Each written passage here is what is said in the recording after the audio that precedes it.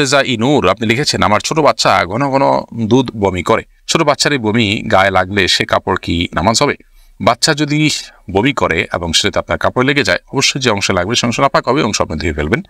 বাকি কাপড় পাক আছে, বাকি থাকবে, যেটুকু লাগবে সেটুকু ধুয়ে ফেললে পাক হয়ে যাবে। এইচএস সাথে আপনি লিখেছেন, পার্লারে কোকড়া চুল সোজা করলে কি গুনাহ হবে?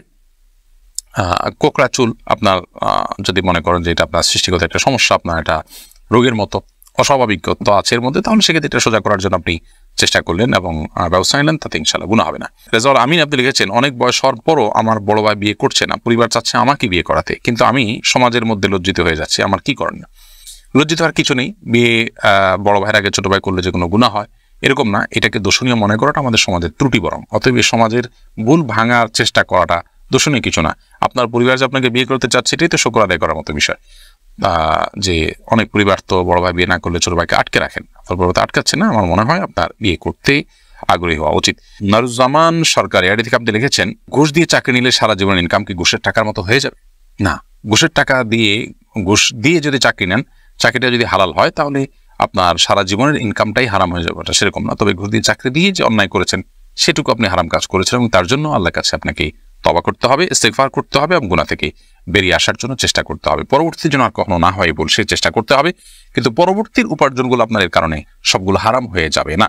শিহাব আপনি লিখেছেন, খাওয়ার সময় সালাম দেওয়া যাবে কিনা? খাওয়ার সময় সালাম দেওয়া নেওয়াতে মৌলিকভাবে কোনো অসুবিধা নেই, যদি ডিস্টার্ব ফিল না করেন যাকে সালাম দিয়েছেন তিনি, তাহলে সেক্ষেত্রে খাওয়ার ফাঁকে ফাঁকে আমরা কথা বললে সেটা যেরকম নাজায়েজ নয়, ঠিক সালাম আদান প্রদান করলে সেটা নাজায়েজ নয়।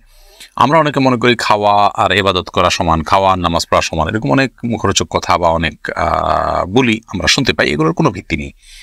নামাজ এরকম কথা বলা যায় না, সালাম দেওয়া যায় না, খাওয়ার সেরকম কথা বলা যাবে না, বোবার মতো বসে খেতে হবে এবং সালাম দেওয়া যাবে না, এরকমটা আমরা অনেকে মনে করি, এটা সঠিক নয়। আশরাফুল হক শুভ আপনি জানতে চেয়েছেন, আমাদের দেশ সচরাচর দেখা যায় মৃত ব্যক্তিকে গোসল দেওয়ার পর গোসল দেওয়ার স্থানে 41 দিন পর্যন্ত কাউকে যেতে মানা করা হয়, সেখানে সন্ধ্যাবেলা 41 দিন পর্যন্ত আগরবাতি বা মোমবাতি জ্বালানো হয়, এটা কি শরীয়ত সম্মত? কোনো জায়গায় মৃত ব্যক্তিকে গোসল দেওয়া হলে সেখানে এই প্রথাটি আমাদের সমাজে অনেক ক্ষেত্রেই প্রচলিত আছে, যে আগরবাতি বা মোমবাতি ইত্যাদি সেখানে আপনার জ্বালানো হয় এবং সন্ধ্যাবেলা 41 দিন পর্যন্ত এই কাজটি করা হয়, কেউ সেখানে যেতে চাইলে নিষেধ করা হয়। এটি সম্পূর্ণ কুসংস্কার এবং এ ধরনের বিশ্বাসগুলো শিরকি বিশ্বাস, কুসংস্কারচ্ছন্ন বিশ্বাস। এর বেশিরভাগই এসছে হিন্দু সমাজ থেকে। একজন মুসলমানের এই সমস্ত কুসংস্কারকে বর্জন করা উচিত। যেখানে গোসল দেওয়া হবে সে জায়গার বিশেষ কোনো বিধান নাই, সেটা অন্য 10টা জায়গার মতোই একটি জায়গা। এমনি আরিফুল ইসলাম জানতেছেন, মৃত ব্যক্তির জন্য দোয়া করার সুন্নাহ পদ্ধতি কি? মৃত ব্যক্তির জন্য আল্লাহ তাআলার কাছে সাধারণভাবে দোয়া করবেন, আল্লাহ আপনি তাকে মাফ করুন, ক্ষমা করুন, ইস্তেগফার করবেন, কায়মন ওয়াক্যে আল্লাহর কাছে তার পক্ষ হয়ে সুপারিশ করবেন, ক্ষমা চাইবেন। এসএচ রুবেল, এছাড়া বিশেষ কোনো পদ্ধতি নেই, একত্র হতে হবে, লোকজন জড়ো করতে হবে, হুজুরদেরকে নিয়ে আসতে হবে, এমন কোনো কথা কোরআন হাদিসে আমাদেরকে বলা হয়নি। আমির আনুর আপনি লিখেছেন, চোখের পাতায় আইলাইনার দেওয়া জায়েজ হবে কিনা? আপনি আইলাইনার যদি দেন বা সাজসজ্জার জন্য দেন তাহলে সেক্ষেত্রে চোখের সৌন্দর্য বৃদ্ধি করার উদ্দেশ্যে দিতে পারেন, স্বামী থাকলে স্বামীকে প্রদর্শন করবার জন্য, কিংবা মাহারামদের সামনে শুধুমাত্র এটি প্রদর্শিত হবে। আর যদি রাস্তাঘাটে গায়ে মাহারামদের সামনে এটি প্রদর্শন করার উদ্দেশ্য হয় বা ওপেন সবার জন্য আপনি নিজের সৌন্দর্যকে প্রকাশ করার উদ্দেশ্যে দিয়ে থাকেন, তাহলে সেক্ষেত্রে এটা নাজায়েজ এবং গুনাহ হবে। ফখরুল ইসলাম মাহিন আপনি লিখেছেন, আবেগের বশে ফোনে দুজন কবুল বলে ফেলেছি, আমাদের কি বিয়ে হয়ে গিয়েছে? জি না, বিয়ে তো সহজ নয় যে আবেগের বশে দুজনে কবুল করে বলে ফেলছেন আর বিয়ে হয়ে গেছে। দুজন সাক্ষীর সামনে প্রস্তাব এবং কবুল হবে এবং অন্যান্য শর্তাদি পাওয়া যাবে, তখন সেক্ষেত্রে সেটি বিয়ে শরিয়ার দৃষ্টিকোণ থেকে বিশুদ্ধ এবং আপনার সঠিক বিয়ে হিসেবে বিবেচিত হবে। মাহমুদুল হাসান ভুঁইয়া আপনি জানতে চেয়েছেন, ফজর নামাজের আজানে আসসালাতু খায়রুম মিনান নাওম বলার সময় আমরা উত্তরে কি পড়ব? এক্ষেত্রে জমহুর ফুকাহা বা বেশিরভাগ ইমামগণের মত হলো সাদাকতা ওয়া বারারতা। আসসালাতু খায়রুম মিনান নাওম মানে হলো সালাত বা নামাজ, এটা ঘুম থেকে উত্তম। এটি যখন মুয়াজ্জিন বলবেন তখন তাকে বলতে হয় সাদাকতা ওয়া বারারতা, অর্থাৎ হে মুয়াজ্জিন তুমি সত্য বলেছো এবং ভালো বলেছো, ভালো কাজ করেছো। এই কথা বেশিরভাগ ফুকাহা একরাম বা জমহুর ফুকাহা একরাম বলতে বলেছেন মুয়াজ্জিনের জবাবে, এবং একটি রিওয়ায়াতে এটি এসছে, যদিও রিওয়ায়াতটা সনদকে অনেক মুহাদ্দিসগণ যায়ীফ বলেছেন। আর এই কারণে অন্য একদল উলামা ইকরাম বলেন যে আসসালাতু খায়রুম মিনান নাওম যখন বলবো আমরা, মুয়াজ্জিন যখন আসসালাতু খায়রুম মিনান নাওম বলবে আমরাও আসসালাতু খায়রুম মিনান নাওম বলবো। এর কারণ হলো যে আসসালাতু খায়রুম মিনান নাওম এই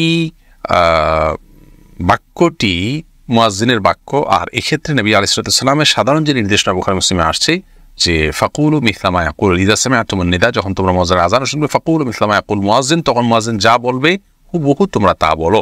শুধুমাত্র হাইয়া আলাস সালাহ হাইয়া আল ফালাহর মধ্যে নবী আলাইহিস সালাম ওই হাদিসে লা হাওলা ওয়া কুওয়াতা ইল্লা বিল্লাহ বলতে বলেছেন। অতএব দুইটা বাদে বাকি সবগুলোতেই ওই হাদিসের সাধারণ যে নির্দেশনা সেটা অনুযায়ী আসসালাতু খায়রুন মিনান নওম শুনলে আসসালাতু খায়রুন মিনান নওম অর্থাৎ হুবহু এটা অনুকরণ করার নির্দেশনা দিয়ে থাকেন।